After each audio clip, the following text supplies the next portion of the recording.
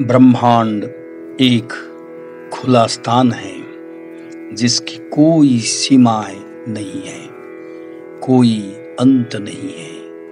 इसकी लंबाई, चौड़ाई, ऊंचाई और गहराई अनंत है, पर इसकी रचना कैसे और क्यों हुई? नासादीय सूक्त, जो कि सृष्टि की रचना के मंत्र के रूप में भी जाना जाता है, ऋग्वेद के 10वें मंडल का 129वां सूक्त है। इसका संबंध ब्रह्मांड विज्ञान और ब्रह्मांड की उत्पत्ति के साथ है। नासादीय सूक्त में कुल 7 मंत्र हैं। नासादीय सूक्त की 7 मंत्रों की अब संक्षिप्त व्याख्या किया जाएगा। नासदासिन्नो सदासित् तदानीं नासीद् रजो नो व्योमा परो यत् किमावरीवः कुहकस्य सर्वमन्नम्भक् किमासीत् गहनं गभीरम्। इस जगत की उत्पत्ति से पहले ना ही किसी का अस्तित्व था और ना ही अनस्तित्व, मतलब इस जगत की शुरुआत शून्य से हुई। तब न हवा थी, ना आसमान था और ना उसके परे कुछ था। चारों ओर समुद्र की भांति गंभीर और गहन बस अंधकार के अलावा कुछ नहीं था।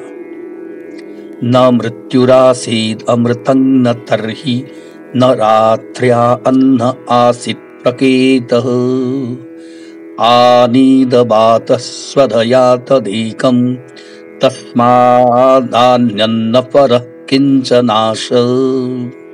उस समय न ही मृत्यु थी और न ही अमरता, मतलब न ही पृथ्वी पर कोई जीवन था और न ही स्वर्ग में रहने वाले अमर लोग थे। उस समय दिन और रात भी नहीं थे।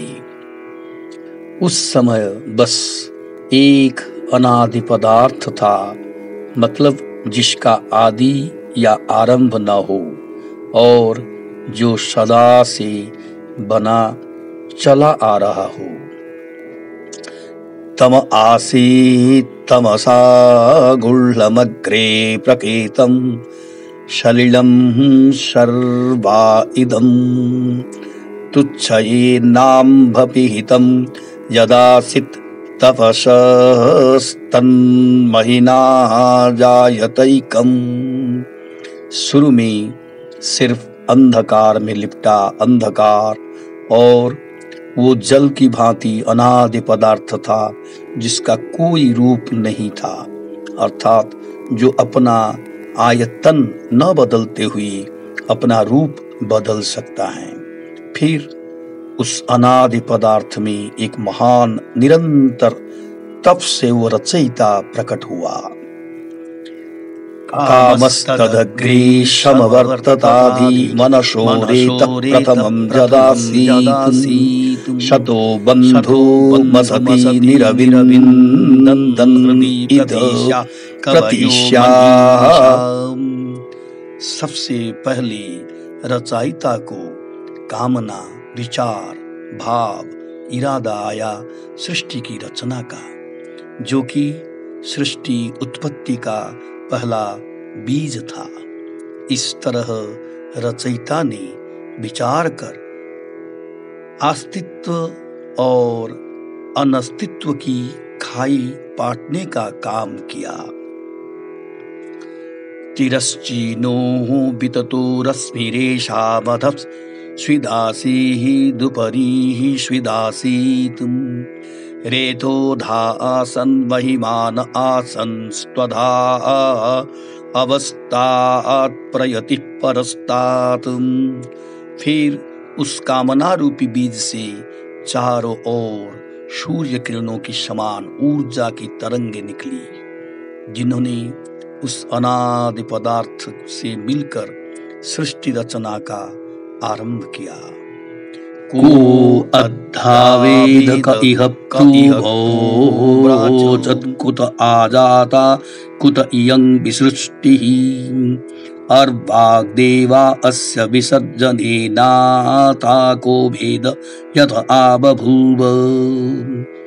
अभी वर्तमान में कौन पूरी तरह से ठीक ठीक बता सकता है कि कब और कैसे इस विविध प्रकार की सृष्टि की उत्पत्ति और रचना हुई, क्योंकि विद्वान लोग तो खुद सृष्टि रचना के बाद आए।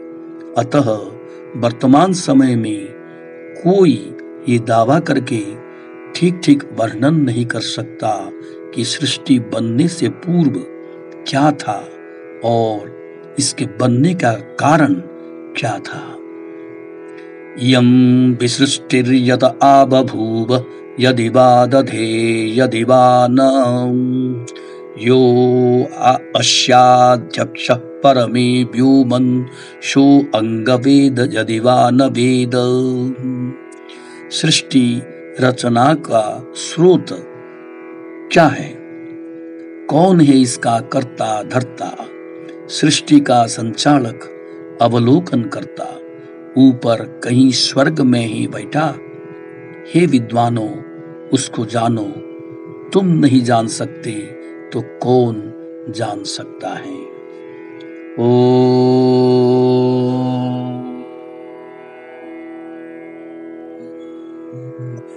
शांति शांति शांति।